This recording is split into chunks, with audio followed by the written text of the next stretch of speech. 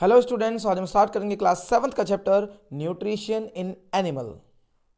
आज के जो हमारे टॉपिक्स हैं वो है nutrition, process of nutrition, nutrition in human and nutrition in grass eating animals and nutrition in amoeba.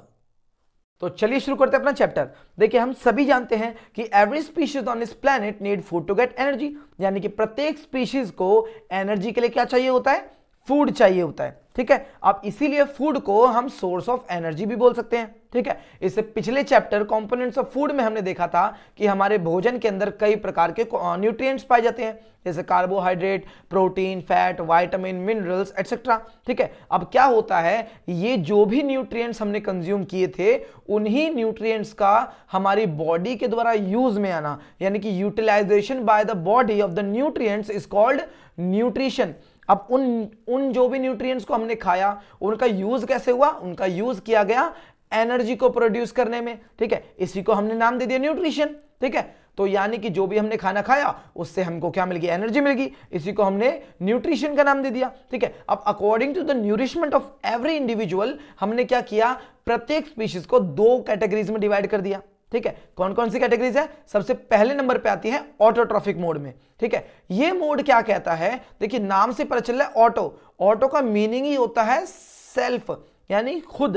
तो ये मोड क्या कहता है? ये मोड कहता है कि ऐसी कोई भी स्पीशीज जो क्या करेगी? अपना भोजन, यानी कि which organism make their food by themself, यानी कि ऐसा कोई भी जीव जंतु अगर अपना खाना खुद बनाए तो उसे हम क्या बोलेंगे?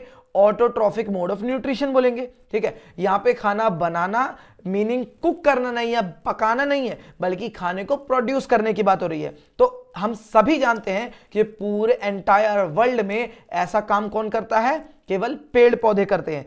पेड़ पौधे ही एक ऐसे जीव जंतु हैं, प्लांट्स ही एक ऐसे जीव जंतु हैं जो क्या करते हैं? अपना भोजन खुद बनाते हैं। ठीक है, इसीलिए हम बोल सकते हैं कि प्लांट्स क्या है? ऑटोट्रॉफिक्स हैं। ठीक है, यानी कि they follow the autotrophic mode. ठीक है, अब दूसरा कौन सा बचा? दूसरा बचा जो भी इनके ऊपर डिपेंड होंगे या किसी और स्पीशीज के ऊपर डिपेंड होंगे अपने फूड के लिए, यानी कि the mode of nutrition in which organism depend on other organism for food is called heterotrophic mode. ठीक है, इसके अंदर हम सभी आ जाएंगे, ह्यूमन भी आ जाएंगे, एनिमल्स भी आ जाएंगे, क्योंकि ऑटोट्रॉफिक तो केवल प्लांट्स है। ठीक है, अब कुछ प्लांट्स अलग होते हैं, उनके बारे में बात आगे करेंगे। ठीक है, लेकिन बाकी जो बचे हैं, ठीक है, हम हो गए, एनिमल्स हो गए, वो सब किसके अंदर आते हैं? हेटेरोट्रॉफिक मोड के अंदर, क्योंकि हम अपना भोजन खुद नहीं बनाते बल्कि किस पर डिपेंड होते हैं? प्लांट्स पर। ठीक है, हम डिपेंड होते हैं प्लांट्स पर। तो बेसिक जो भी जीव जंतु अपना भोजन बना रहे हैं वो और कोई नहीं बल्कि प्लांट्स ही हैं, इसलिए प्लांट्स को बोलते हैं autotrophic mode and the other rest of others are called heterotrophic mode. समझ आया? ठीक है, तो चलिए बढ़ते हैं अपने नेक्स्ट टॉपिक की ओर। अब हमारा नेक्स्ट टॉपिक है प्रोसेस ऑफ न्यूट्रिशन। देखिए, प्रोसेस ऑफ न्यूट्रिशन में मैंने आपको पहले बता दिया कि the mode of intake of food and its utilisation in the body. ठीक है, यानी कि जितने भी न्यूट्रिएंट्स को हमने खाया था, ठीक है, उन्हीं न्यूट्रिएंट्स का जो बॉडी यूज करेगी, यूटिलाइजेशन करेगी, उसी को न्यूट्रिशन बोलेंगे। लेकिन इसके भी क्या कई सारे स्टेप्स होते हैं। ठीक है, बेसिकली इसके अंदर 5 स्टेप्स दिए हुए हैं। ठीक है, सबसे पहले नंबर पे आता है इंजेशन। इंजेशन क्या है? देखिए, न्यूट्रिशन स्टार्ट भी तो करना है। न्यूट्रिशन कैसे स्टार्ट होगा? जब हम कोई भी खाना खाएंगे तो हम कह सकते हैं it is the process of taking food, यानी कि भोजन को ग्रहण करना, भोजन को खाना क्या कहलाएगा? आपका इंजेशन कहलाएगा। सेकंड नंबर पे आता है डाइजेशन। देखिए, भोजन हमने खा तो लिया, अब उसको पचाना भी तो है। अब पचाने के लिए क्या करेंगे? देखिए, जो भी हम खाना खाते हैं वो अपनी क्या कॉम्प्लेक्स फॉर्म के अंदर होता है। ठीक है, उसको हमें सिंपलर फॉर्म में पचाना होता है, क्योंकि हमारी बॉडी कॉम्प्लेक्स फॉर्म्स को एब्जॉर्ब यानी कि पचा नहीं पाएगी। ठीक है, तो डाइजेशन क्या होता है? सिंपल सा डाइजेशन का मीनिंग यही है कि भैया it is a process of breaking down complex food components into simpler molecules. ठीक है, ये क्या करता है? डाइजेशन के अंदर हम करते क्या है कि जो भी फूड के कॉम्प्लेक्स फॉर्म होती है ना, उसको सिंपलर मॉलिक्यूल्स में तोड़ देते हैं, जैसे कार्बोहाइड्रेट, शुगर में। ठीक है, वो सब आगे देखेंगे। ठीक है, नेक्स्ट आता है हमारा एब्जॉर्प्शन। ठीक है, खाना खा लिया, इंजेशन हो गया, पचा लिया, यानी कि हमने कॉम्प्लेक्स को हमने सिंपलर में तोड़ भी दिया, फूड के मॉलिक्यूल्स को तोड़ दिया, सिंपल कर दिया।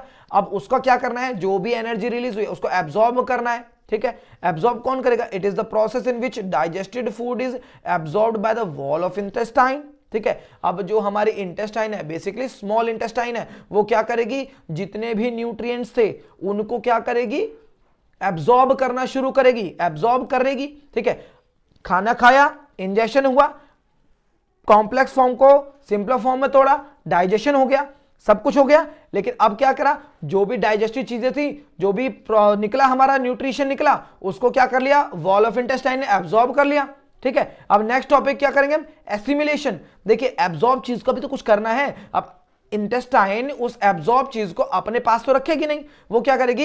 It is the process in which absorbed food is delivered to each and every cell of the body where they are used to produce energy and complex substances such as protein. यानी कि जो भी चीजें हमारी छोटी आंत ने, small intestine ने एब्जॉर्ब की थी, उसी को क्या करेंगे? अब बाय छोटी छोटी ब्लड वेसल्स के द्वारा पूरी एंटायर बॉडी के अंदर पहुंचा दिया जाएगा, ठीक है। छोटी आंत क्या करेगी? उस एनर्जी को या उस फूड को क्या करेगी? प्रत्येक सेल में, every cell of the body में पहुंचा देगी, ठीक है। जहां पे क्या होगा? प्रोटीन बनाए जाएंगे या फिर एनर्जी को प्रोड्यूस किया जाएगा, ठीक है। तो इसी को हम क्या बोलते हैं? एसिमिलेशन बोलते हैं, ठीक है। इसके अंदर क्या छोटी छोटी बाय ब्लड वेसल्स होती हैं, छोटी छोटी, उन्हीं के द्वारा, छोटी आंत के अंदर ही, उन्हीं से क्या होता है? इनको पूरी की पूरी बॉडी में जो फूड था जिसको एब्जॉर्ब किया गया था, ठीक है। हमने इंजेक्शन में खाना खाया, इंजेक्शन में क्या किया? हमने फूड को टेक किया, ठीक है। डाइजेशन में ब्रेक डाउन किया कॉम्प्लेक्स टू सिंपलर में, एब्जॉर्प्शन में जो भी फूड था उसको एब्जॉर्ब कर लिया, एसिमिलेशन में पूरी बॉडी में पहुंचा दिया, सब कुछ हो गया, ठीक है। लेकिन अभी भी हमारी बॉडी के अंदर जो हार्ड मटेरियल बच गया था, जो नहीं पचा, उसका क्या करना है? ठीक है। अब उसी भोजन को हमें क्या करना है जिसकी हमारे शरीर को जरूरत नहीं है, अनडाइजेस्टेड वेस्ट को हमारा शरीर क्या करेगा? वाया एनस बाहर कर देगा। तो इस प्रोसेस को बोलेंगे हम इजेशन, ठीक है। एक बार और रिवाइज करते हैं। इंजेक्शन, खाना खाया, डाइजेशन, ब्रेक डाउन किया कॉम्प्लेक्स टू सिंपलर, एब्जॉर्प्शन, जो भी फूड से जो ब्रेक डाउन किया है उसकी जो भी एनर्जी थी उसको एब्जॉर्ब कर लिया, किसने? स्मॉल इंटेस्टाइन ने, ठीक है। उसके बाद बाय ब्लड वेसल पूरी बॉडी में पहुंचा दिया, इसको एसिमिलेशन, एंड लास्ट में जो बच गया उसको बाहर निकाल दिया वाया एनस, इसको हम क्या बोलेंगे? इजेशन। समझ आया? अब हमारा नेक्स्ट टॉपिक है न्यूट्रिशन इन ह्यूमंस। देखिए हमने पहले बता दिया है कि जितने भी जीव जंतु हैं एक्सेप्ट प्लांट्स, वो कौन सा मोड यूज करते हैं? वो करते हैं हेटरोट्रॉफिक मोड ऑफ न्यूट्रिशन को, ठीक है। अब इसीलिए क्या होता है, उन सब के पास अपने न्यूट्रिशन के स्टेप्स को फॉलो करने के लिए क्या बहुत सारे बॉडी पार्ट्स होते हैं, बहुत सारे ऑर्गन्स होते हैं जो कि न्यूट्रिशन में शामिल होते हैं, ठीक है। अब हमारा जो भोजन है वो भी डाइजेस्ट होने से पहले क्या बॉडी के कई सारे पार्ट्स से होकर गुजरता है। अब ह्यूमंस की स्पेसिफिकली अगर हम बात करें तो इसके अंदर सबसे पहले नंबर पर जो आता है वो आता है बकल कैविटी या फिर माउथ, ठीक है। हम सभी जानते हैं कि हम माउथ से क्या करते हैं? किसी भी भोजन को खाते हैं। तो पहले नंबर पे क्या आ गया? Buccal cavity. माउथ को हम बकल कैविटी के नाम से भी जानते हैं, ठीक है। उसके बाद माउथ से खाना सीधा कहां जाता है? हमारे ईसोफेगस। ईसोफेगस यानी कि हमारा फूड पाइप के अंदर, ठीक है। ईसोफेगस को हम क्या नाम देते हैं? Food pipe. हिंदी में इसे बोलते हैं आहार नाल, ठीक है। अब फूड पाइप से होता होता डायरेक्ट वो कहां चले जाएगा?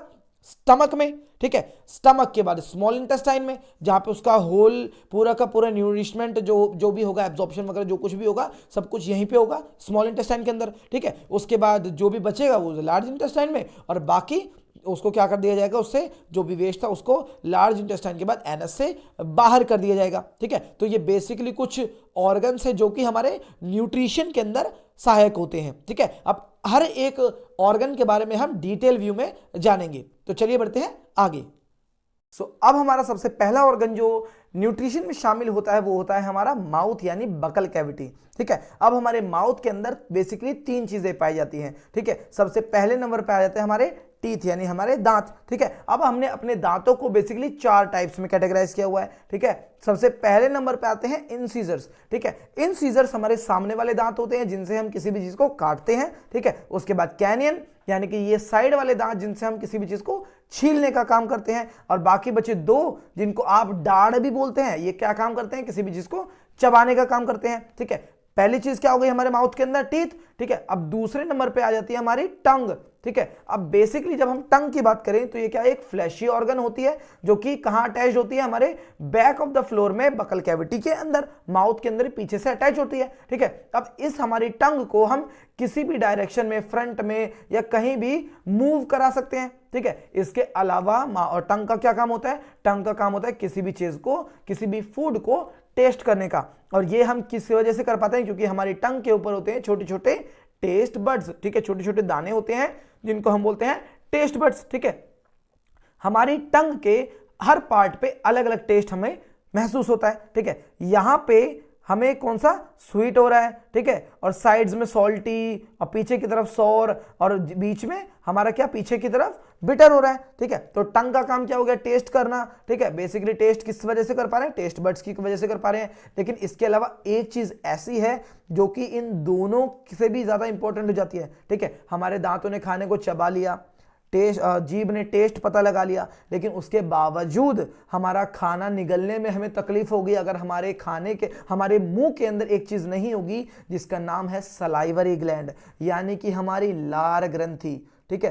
लार ग्रंथि, जो भी हमारे मुंह के अंदर लार बनती है वो सलाइवरी ग्लैंड की वजह से ही आती है। Saliva is secreted by salivary gland located under the tongue, ठीक है। ये बेसिकली जीभ के नीचे होती है, ठीक है। अब इसका काम क्या है, ये इतनी इंपॉर्टेंट क्यों है, देखिए सबसे पहले तो हमें पता चल गया ये क्या करती है, खाने के साथ मिक्स होकर खाने को लिक्विफाई कर देगी, लिक्विड टाइप बना देगी। इसके अलावा क्या होती है, इसके अंदर डाइजेस्टिव एंजाइम होते हैं, एमाइल्स होता है जिसके जो क्या करता है, स्टार्च को शुगर में कन्वर्ट कर देता है, ठीक है। स्टार्च एक कार्बोहाइड्रेट फॉर्म है, ठीक है, उसको ये स्टार्टिंग में ही क्या कर देता है, शुगर की फॉर्म में कन्वर्ट कर देता है, ठीक है। समझ आया। तो माउथ के अंदर की तीन चीजें कौन कौन सी होगी, teeth, tongue and salivary gland. तो बढ़ते हैं अब अपने नेक्स्ट ऑर्गन की तरफ।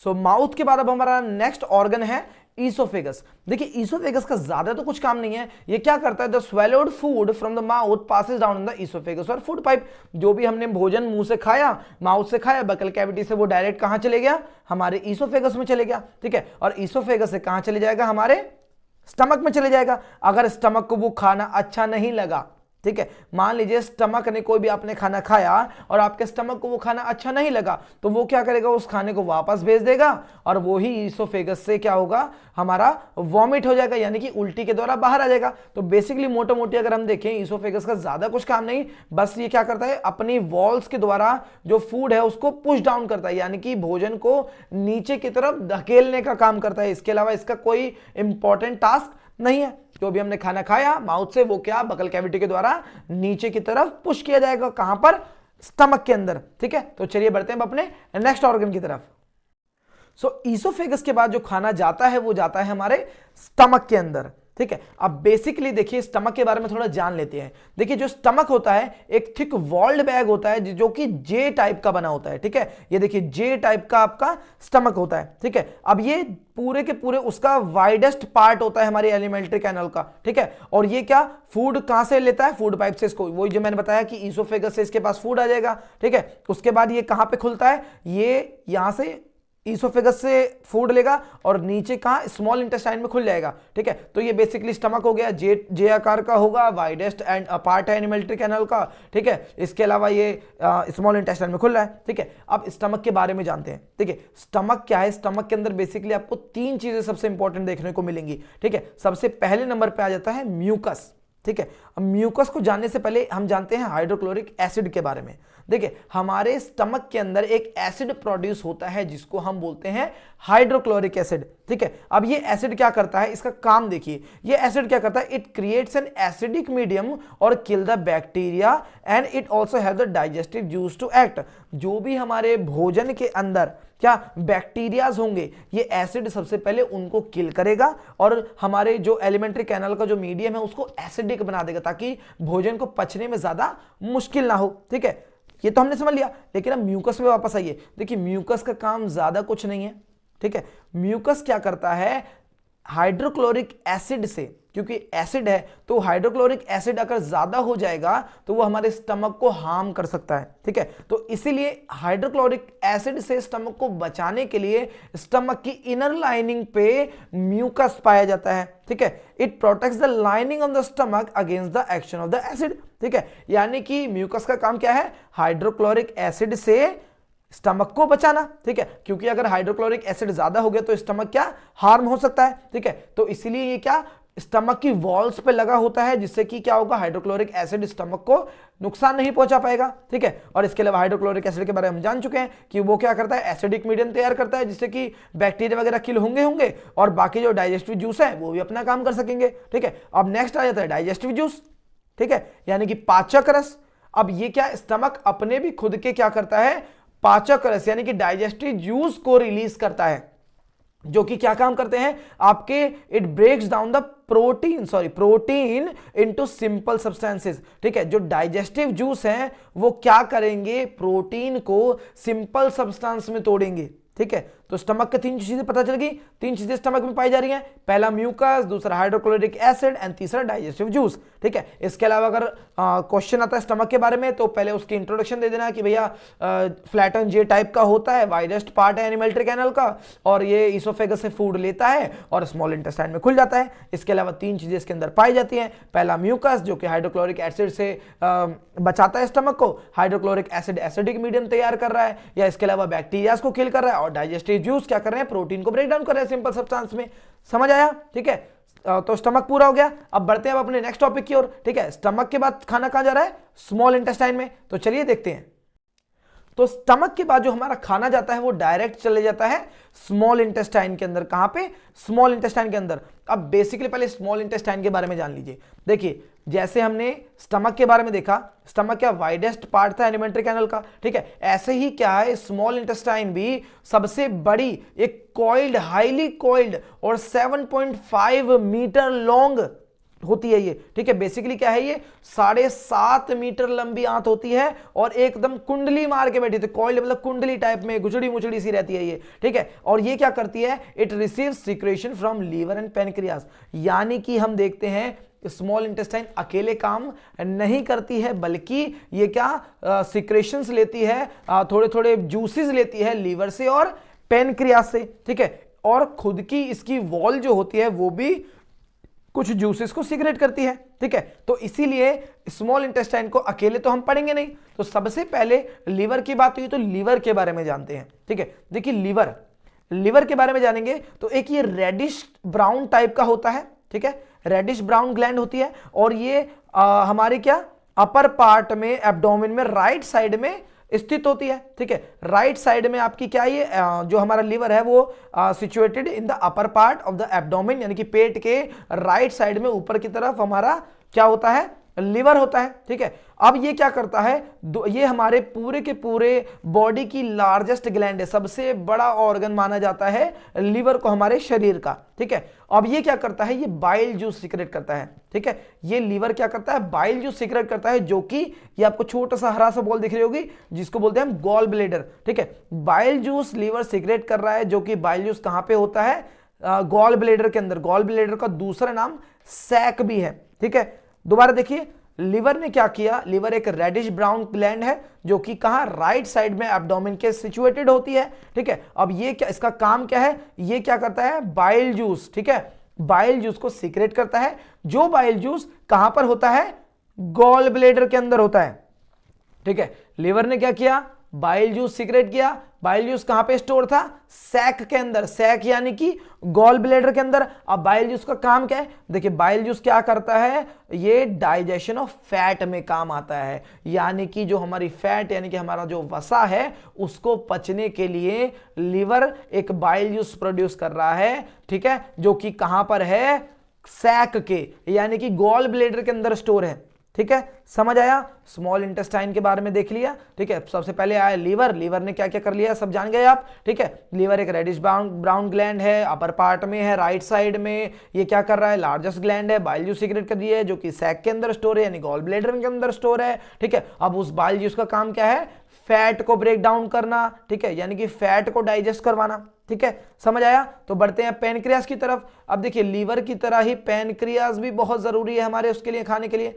ठीक है। अब क्या होता है, पैनक्रियाज क्या है, एक लार्ज क्रीम कलर का ग्लैंड है, ठीक है, located just below the stomach, जो कि हमारे पेट के यानी कि स्टमक जो है उसके जस्ट नीचे होता है, ठीक है। यहां पे ये देखिए एक क्रीम कलर की ग्लैंड है, ठीक है। अब जैसे स्टमक ने या सैक ने गॉल ब्लेडर में से क्या बाइल जूस निकाला, ऐसे ही पैनक्रियाज अपने नाम का जूस निकालेगा, पैनक्रियाटिक जूस, ठीक है।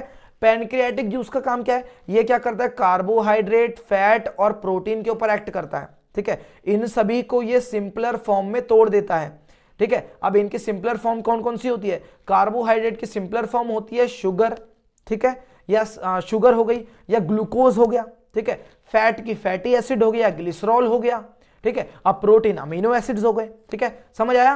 पैनक्रियाज ने पैनक्रियाटिक जूस निकाल दिया, ठीक है। और ये क्या, पैनक्रियाटिक जूस का काम क्या है, सभी को कार्बोहाइड्रेट, फैट और प्रोटीन को सिंपलर फॉर्म में तोड़ देना, समझ आया, ठीक है। तो बढ़ते हैं, अब है मेन चीज है एब्जॉर्प्शन, ठीक है। देखिए एब्जॉर्प्शन होती कहां है, स्मॉल इंटेस्टाइन में वापस आ जाइए, ठीक है। अभी हमने देखा स्मॉल इंटेस्टाइन क्या कर रही है, स्मॉल इंटेस्टाइन दो ऑर्गन के साथ मिलकर काम कर रही है, ठीक है।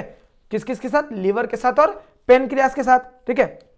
स्मॉल इंटेस्टाइन ने अपनी खुद की वॉल ने स्मॉल इंटेस्टाइन की थोड़े से जूसेस सीक्रेट किए, इसके अलावा लीवर से बाइल जूस ले लिया, ठीक है। बाइल जूस कहां पे था, सैक के पास था, गॉल ब्लेडर के पास था, ठीक है। और पैनक्रियाटिक जूस ले लिया किससे, किससे ले लिया, पैनक्रियाटिक जूस ले लिया उसने पैनक्रियाज से, ठीक है। अब पैनक्रियाटिक जूस का काम क्या है, कार्बोहाइड्रेट, प्रोटीन, फैट को सिंपलर फॉर्म में तोड़ देना, ठीक है। अब स्मॉल इंटेस्टाइन क्या करेगी, बाकी चीजें करेगा। देखिए it is the area where complete digestion of carbohydrate, protein and fat takes place, ठीक है। अब ये एक ऐसा एरिया है स्मॉल इंटेस्टाइन जहां पे सब कुछ होगा, ठीक है, पूरा का पूरा डाइजेशन यही पूरा होने वाला है। देखिए कार्बोहाइड्रेट किस में टूट जाएगा, शुगर में या फिर ग्लूकोज में, जो मैंने बता दिया, ठीक है।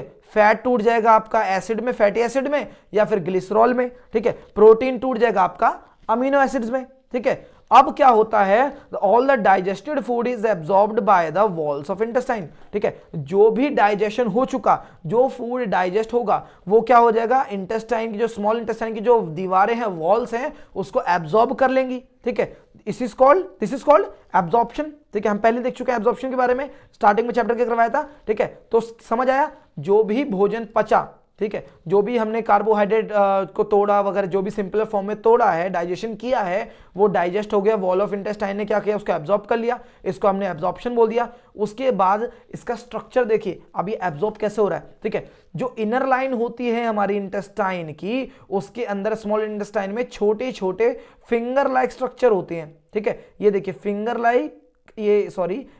लाइक स्ट्रक्चर्स होते हैं, इनको हम बोलते हैं विली, क्या बोलते हैं हम, विली, ठीक है। अब ये विली क्या करते हैं, ये सरफेस एरिया यानी कि जो आते हैं उनका इंटेस्टाइन का जो सरफेस एरिया है उसको बढ़ा देते हैं, ताकि ज्यादा मात्रा में फूड एब्जॉर्प्शन हो सके, अच्छे से फूड एब्जॉर्प्शन हो सके, ठीक है, तो ये जो विली है ये क्या करता है, जो इंटेस्टाइन है उसको साइज को, उसके आयतन को, उसके सरफेस को बढ़ा देता है, जिससे कि ज्यादा से ज्यादा अच्छे से क्या हो सके, फूड का एब्जॉर्प्शन हो सके, ठीक है, समझ आया। अब क्या होगा, जो भी एब्जॉर्प्शन हो चुका, ठीक है, विली ने क्या किया, साइज बढ़ा दिया, यानी कि उसका जो सरफेस था इंटेस्टाइन का वो सरफेस बढ़ा दिया, ठीक है। अब एब्जॉर्ब फूड क्या होगा, ईच एंड एवरी सेल में डिलीवर कर दिया जाएगा बॉडी के, ठीक है। इसको कॉम्प्लेक्स सब्सटेंसेस जो थे, जो प्रोटीन था वो बना दिया जाएगा, ठीक है। दिस इज कॉल्ड एसिमिलेशन, हमने पहले ऊपर भी देख चुके हैं, ठीक है। अब एसिमिलेशन हो गया, ठीक है। अब क्या होता है, एक नोट देखिए, in the cell glucose break down with the help of oxygen into carbon dioxide and water and energy is released. Last में क्या होगा, जो हमारा ग्लूकोज होगा उसको ब्रेक डाउन कर दिया जाएगा, किसकी मदद से, ऑक्सीजन की मदद से, और कार्बन डाइऑक्साइड में कन्वर्ट करके दिया जाएगा, और वाटर अलग निकल जाएगा, जिससे कि क्या होगी, हमारे शरीर से एनर्जी रिलीज होगी, यानी कि एनर्जी को हम प्रोड्यूस करेंगे, ठीक है, समझ आया। तो ये पूरा प्रॉपर एक स्मॉल इंटेस्टाइन के अंदर का, जिसमें आपका एब्जॉर्प्शन और एसिमिलेशन शामिल है, ये किसके अंदर होता है, केवल स्मॉल इंटेस्टाइन के अंदर होता है, ठीक है, समझ आया। तो चलिए बढ़ते हैं अपने नेक्स्ट टॉपिक की ओर।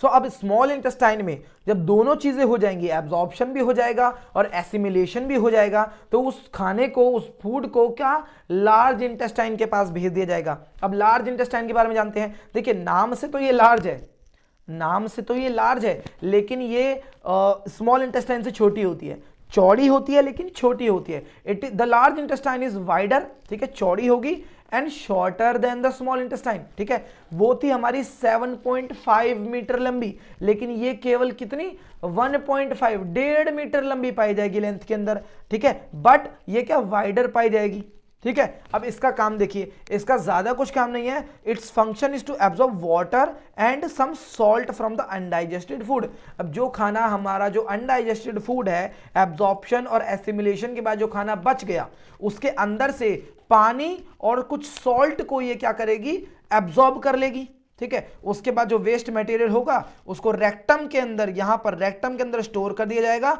और उसके बाद सेमी सॉलिड फेसिस में, और उसके बाद वो क्या होगा, एक्सर्टेड कर दिया जाएगा वाया एनस, यानी कि आपकी एनस के द्वारा उस जो भी सॉलिड फूड था उसको बाहर भेज दिया जाएगा, ठीक है। तो इसका लार्ज इंटेस्टाइन का काम समझ आ गया। बेसिकली क्या है, ये क्या करेगी, सॉल्ट को, ठीक है, वाटर और सॉल्ट को क्या करेगी, एब्जॉर्ब करेगी अनडाइजेस्टेड फूड के अंदर से, ठीक है। और बाकी जो बचा भोजन है उसको रेक्टम से, फिर बाद में एनस से क्या बाहर कर दिया जाएगा, ठीक है। समझ आया। सो इसी के साथ हमारा process of nutrition in human पूरा होता है। तो चलिए बढ़ते हैं अपने नेक्स्ट टॉपिक की ओर। सो अब ह्यूमन के बाद अब हमारा नेक्स्ट टॉपिक है nutrition in grass eating animal. देखिए ग्रास ईटिंग एनिमल के अंदर जो न्यूट्रिशन का प्रोसेस होता है वो इंसानों से थोड़ा अलग होता है, ठीक है। अब ये लोग क्या करते हैं, इनके स्टमक की जो बनावट होती है वो इंसानों के स्टमक के बनावट से पूरी तरीके से अलग होती है, ठीक है। इनका स्टमक कई चैम्बर्स में बटा होता है, ठीक है। सबसे पहले ये लोग क्या करते हैं, दे ईट द ग्रास हरीडली, ठीक है, यानी कि जल्दी जल्दी ये क्या करते हैं, घास को चबाएंगे, ठीक है, जल्दी जल्दी खाएंगे उसको, और उसको स्वेलो कर देंगे, यानी कि निगल जाएंगे, और उसको एक चैम्बर के अंदर, अपने स्टमक के चैम्बर के अंदर स्टोर कर लेंगे, जिसका नाम क्या है, र्यूमन, ठीक है। ये देखिए ये गाय है, इसने यहाँ पे कोई भी ग्रास वगैरह खाई, घास वगैरह खाई, और उसको इसोफेगस से क्या किया, एक पार्ट के अंदर स्टोर कर लिया, जिसका नाम क्या है, र्यूमन, ठीक है। अब र्यूमन के अंदर ये जो र्यूमन पार्ट है इसके अंदर खाना स्टोर हो गया। अब ये र्यूमन क्या करेगा, यहां पर ये जो खाना था जिसको इन्होंने स्वेलो किया है, इसको फर्मेंट करके बाय द बैक्टीरियल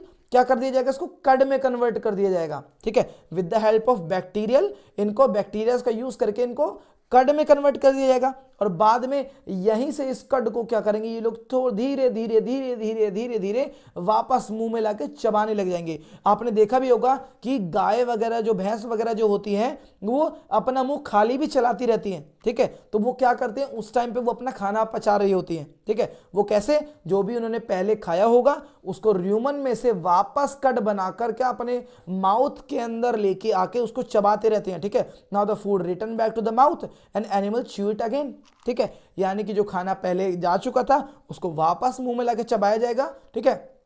उसको चबा चबा के और भी छोटा कर दिया जाएगा, और बाद में उसको अदर चैम्बर्स के अंदर भेज दिया जाएगा डाइजेशन के लिए। इसलिए इस प्रोसेस को हम बोलते हैं र्यूमिनेशन। क्या बोलते हैं, र्यूमिनेशन। और जो भी जीव जंतु र्यूमिनेशन करते हैं उन जीव जंतुओं को हम बोलते हैं र्यूमिनेंट्स।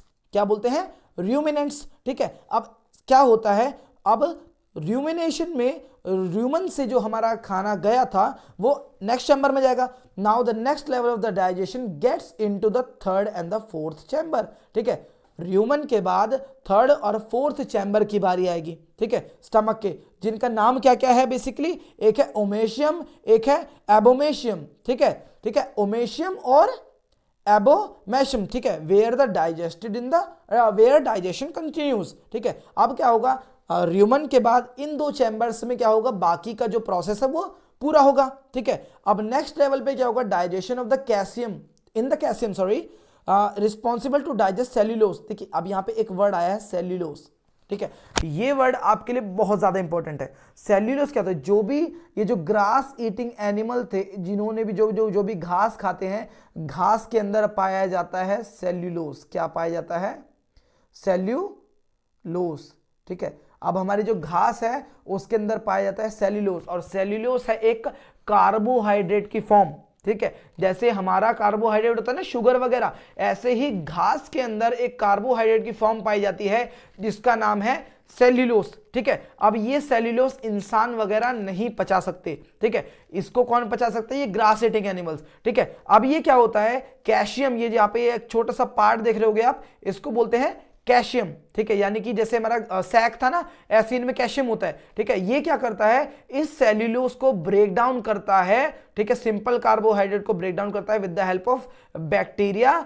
ठीक है, उसके बाद न्यूट्रिशन को एब्जॉर्ब कर लिया जाता है। ठीक है, और बाद में जो भी रिमेनिंग पार्ट होगा उसको इजेशन प्रोसेस से बाहर कर दिया जाएगा। ठीक है, समझ आया? यानी कि दोबारा देख लीजिए, गाय वगैरह ने घास खाई, र्यूमन में गई, र्यूमन से क्या हुआ, उसकी कटिंग की गई, कटिंग के बाद वापस से वो दोबारा च्यू करेगी। ठीक है, च्यू करने के बाद उसको वापस से क्या अदर चैम्बर्स में भेज दिया जाएगा, ओमेशियम या एबोमेशियम में भेज दिया जाएगा। ठीक है, उसके बाद क्या होगा, कैल्शियम क्या करेगा, वहां पे उसको जो सेल्यूलोज था जो घास के अंदर पाया जाता है कार्बोहाइड्रेट की फॉर्म, उसको क्या कर दिया जाएगा, तोड़ दिया जाएगा, बैक्टीरिया की मदद से सिंपल फॉर्म में बदल दिया जाएगा। और उसके बाद जो रिमेनिंग चीज होगी वो क्या होगी, आपकी एनएस वगैरह से इजेशन प्रोसेस से बाहर कर दी जाएगी। ठीक है, तो ये हो गया आपका digestion in the grass eating animal पूरा। ठीक है, तो बढ़ते हैं अपने नेक्स्ट टॉपिक की तरफ।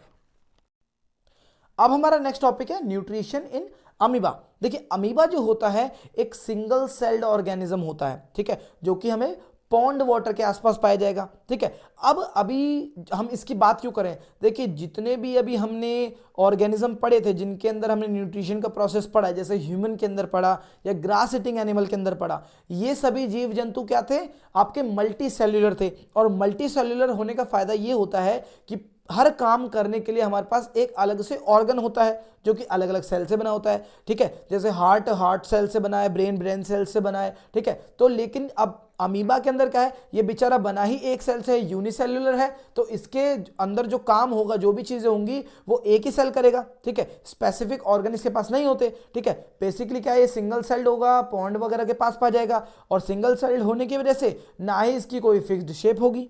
ठीक है, ये क्या अपनी शेप को बार बार चेंज कर सकता है और अपनी पोजीशन को भी चेंज कर सकता है। ठीक है, आपको नीचे में दिख ही रहा होगा। ठीक है, आड़ा टेढ़ा सा। ठीक है, अब इसके अंदर क्या क्या पाया जाता है, अमीबा के अंदर अपनी खुद की सेल मेम्ब्रेन होती है, डेंस न्यूक्लियस होता है। ठीक है, और कुछ बबल टाइप के क्या फूड वैक्यूल या शेप वैक्यूल्स पाए जाते हैं, सॉरी फूड वैक्यूल नहीं, वैक्यूल्स पाए जाएंगे। ठीक है, उसके सीटोप्लाज्म में जितने भी लिक्विड है ना, जेली टाइप, ये इसको सीटोप्लाज्म बोलते हैं। ठीक है, न्यूक्लियस, सेल मेम्ब्रेन एंड आपका क्या सीटोप्लाज्म के अंदर क्या छोटे छोटे क्या वैक्यूल पाए जाएंगे। ठीक है, अब इसके अंदर एक वर्ड देखने को मिलेगा आपको सुडोपोडिया का। ठीक है, ये देखिए अलग से एक टॉपिक है सुडोपोडिया। अब क्या होता है, अमीबा के अंदर फिंगर लाइक प्रोजेक्शंस होते हैं। ठीक है, जैसे हमारी स्मॉल इंटेस्टाइन के अंदर फिंगर लाइक प्रोजेक्शन थे ना, जिनको विली बोलते हैं। ठीक है, ऐसे ही अमीबा के अंदर भी फिंगर लाइक प्रोजेक्शंस होते हैं जिनको हम बोलते हैं सुडोपोडिया। ठीक है, इनका काम क्या होता है, देखिए सुडोपोडिया को फॉल्स फीट के नाम से भी जाना जाता है। ठीक है, जब भी अमीबा को किसी भी फूड की सेंस होगी कि उसके आसपास कोई भी फूड पार्टिकल है, ठीक है, तो वो क्या करेगा, सुडोपोडिया के द्वारा, ये सुडोपोडिया के द्वारा क्या करेगा, उस फूड को एनगल्फ कर लेगा, यानी कि अपने अंदर अट्रैक्ट कर लेगा। ठीक है, वो पुशेस आउट सुडोपिया, यानी कि सुडोपिया को क्या करेगा, पुश आउट करेगा। ठीक है, ताकि वो फूड पार्टिकल को ट्रैप कर सके, फूड पार्टिकल को ट्रैप कर सके। ठीक है, अब फूड पार्टिकल ट्रैप हो जाएगा। ठीक है, ये देखिए फूड पार्टिकल था, इसको क्या करेगा अमीबा सुडोपोडिया के माध्यम से क्या करेगा, उसको फोर्सेस, उसको पुश आउट किया। अब ये फूड पार्टिकल आ गया अंदर। ठीक है, अब फूड पार्टिकल जब अंदर आ गया तो फूड वैक्यूल, देखिए the food engulfed by pseudopodia becomes trapped in the food vacuole. ठीक है, अब ये जो फूड था ये फूड वैक्यूल के अंदर ट्रैप हो गया। ठीक है, ये फूड वैक्यूल के अंदर खाना ट्रैप हो गया। ठीक है, अब ट्रैप होने के बाद अ food vacuole is a bubble of water containing the food particle captured by amoeba. ठीक है, इसके अलावा ये जो फूड वैक्यूल है ये क्या करेगा, अपने डाइजेस्टिव जो अमीबा है वो अपने डाइजेस्टिव जूसेस को सीक्रेट करेगा। ठीक है, ठीक है, डाइजेस्टिव जूसेस सीक्रेट होंगे, उसके बाद क्या करेंगे, they act on the food and break it down into the simpler substances. ठीक है, अभी हमने देखा था, पहले देखा था कि डाइजेशन का मीनिंग ही क्या होता है कि कॉम्प्लेक्स फूड को सिंपल फूड में तोड़ देना। तो अमीबा भी यही काम करेगा। अमीबा क्या करेगा, अपने डाइजेस्टिव जूसेस सीक्रेट करेगा, और वो डाइजेस्टिव जूसेस क्या करेंगे, वो क्या करेंगे, फूड को ब्रेक डाउन कर देंगे, किसमें, सिंपल सब्सटेंसेस में ब्रेक डाउन कर देंगे। उसके बाद जो ग्रेजुअली क्या होगा, धीरे धीरे वो डाइजेस्टेड फूड क्या कर दिया जाएगा, एब्जॉर्ब्ड करवा दिया जाएगा। ठीक है, अमीबा ने क्या कर लिया, अपना क्या कर लिया, अमीबा ने उस फूड को क्या डाइजेस्ट कर लिया, सबसे पहले उसको इंटेक किया सुडोपोडिया के द्वारा।